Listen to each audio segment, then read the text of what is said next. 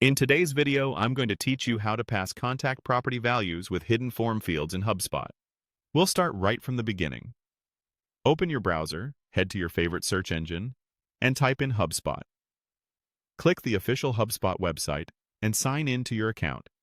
If you use single sign-on or two-factor authentication, complete that so you land on your HubSpot portal.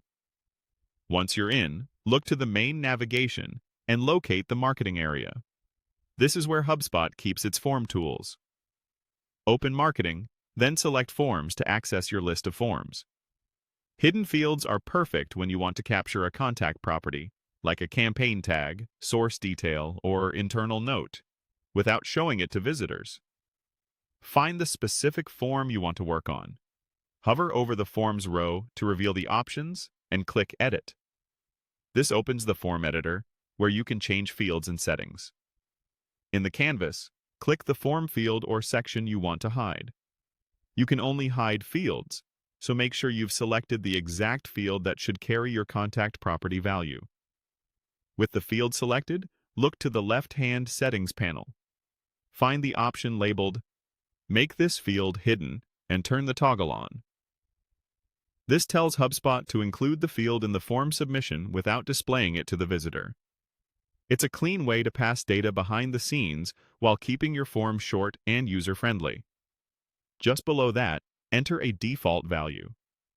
This is the value that will be submitted with every form entry for that field. Choose something meaningful and consistent with your reporting or automation. Think a campaign name, a funnel stage marker, or a landing page identifier. If a field is visible, a user could change it. But because we've hidden it here, your default value will pass automatically on submission. When you're satisfied with the field settings, go to the top right and click Update. Saving frequently is a good habit, especially if you're coordinating with a team or working across multiple tabs.